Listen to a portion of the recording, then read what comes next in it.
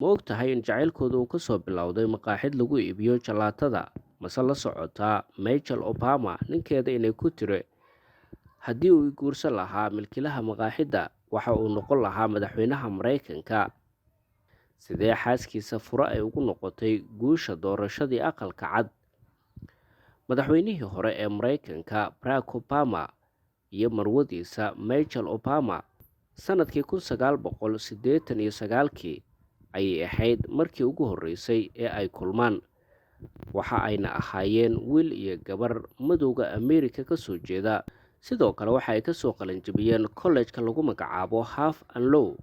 Obama ayaa loo dhiibay xafiiska lagu magacaabo Oval ee ay lahayd shirkaddii lagu magacaabayay Shell Often, halka la taliyo looga dhigay Michelle Obama.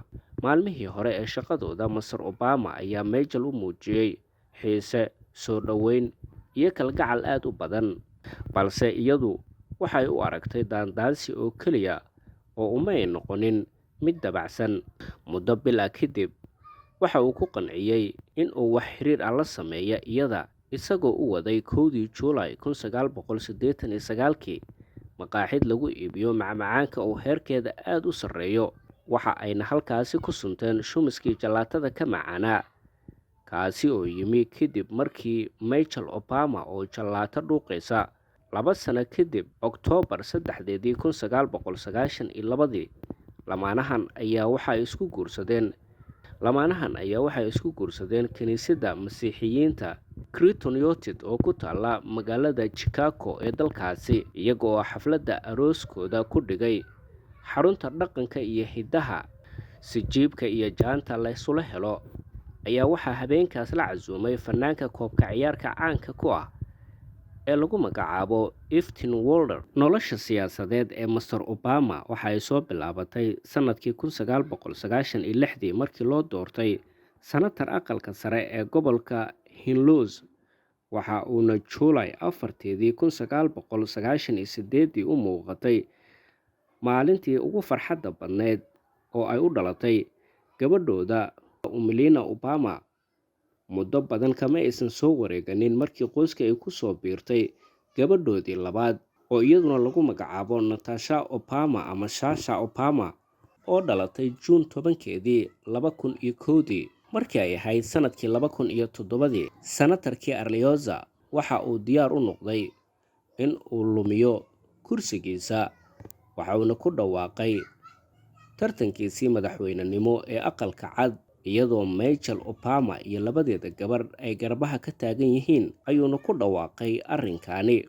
21 bilood ololihiisii, Barack Obama waxaa loo doortay madaxweynihii 44aad ee Mareykanka. Intii uu ku guda jiray khudbadda aqbalaadda uu ka horjeediyay dadweyne aad u fara badan, ayuu u mahadceliyay xaaskiisa oo isagu uu sheegay inay soo garab istaagtay.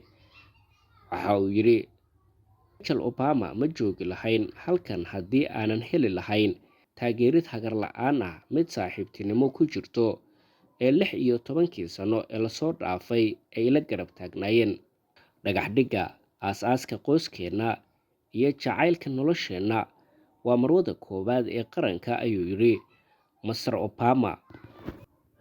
Madaxweynihii hore ee Mareykanka Mr. Barack Obama ayaa xaaskiisa xiise badan u qaaday sanadkii 2011 oo ay aad u maseertay. Ayaa waxa uu u gartay inuu qalbiga u dejiyo, waxa uuna u kaxeeyay maqaaxid heerkeedu sarreeyo oo lagu iibiyo waxyaabo kala duwan, balse farxad iyo qosol badan ayay ka dhaxashay arrinkaasi.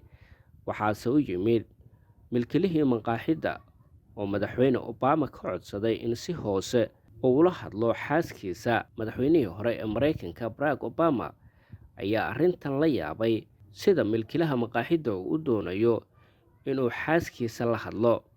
Obama ayaa weydiiyey xaaskiisa Michelle Obama muxuu u xiiseeyaa in uu kula hadlo.